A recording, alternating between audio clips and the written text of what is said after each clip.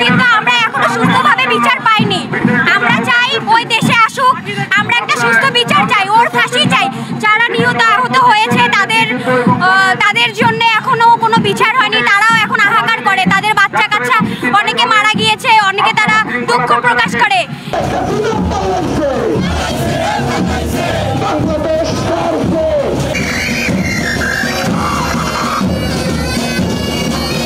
আজকের এই দিনে খুনি হাসিনা আমাদের দেশ থেকে পালিয়েছিল, সেই জন্য আজকে আমরা 1 বছর পর আবার এখানে উদযাপন করতে এসেছি। আমরা খুব খুশি, আর ফ্যাসিবাদীদের বিদায় উপলক্ষে আজকে আমরা এখানে বিজয় মিছিল বের করছি।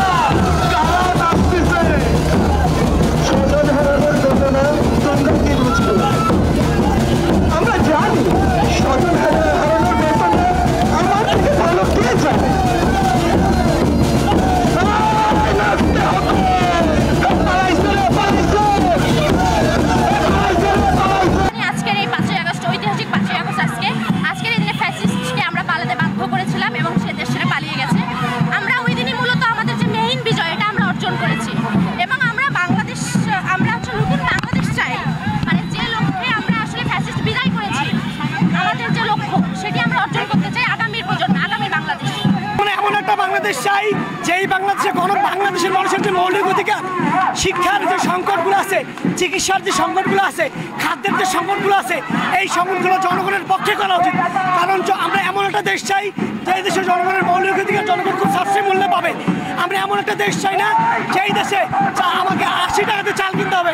আমি এমন একটা দেশ চাই যেই দেশে আমাদের দেশের প্রতিটা নাগরিক যেন 20 টাকা কেজি চাউল ভাত খেতে পারে।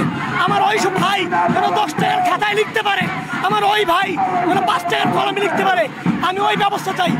আর যদি রংপুরের প্রত্যাশার কথা বলি, আমাদের যতটুকু প্রাপ্তি ছিল, আমাদের যতটুকু ন্যায্যতা ছিল, তার ছিটে পড়েও আমরা পাইনি। এখানে বিশাল এবং বড় একটা ক্ষোভ আমাদের আছে। সেই জায়গা থেকে আমরা প্রতিনিধি ইন্ডিয়ান সরকারকে বলেছিলাম, আমাদের যতটুকু ন্যায্যতা আমাদেরকে ঠিক ততটুকুই দেন।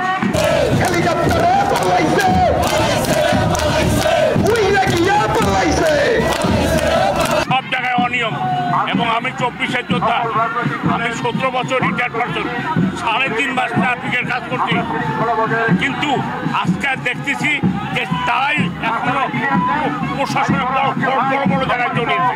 কেন এখনো তাদের বিচার হচ্ছে না?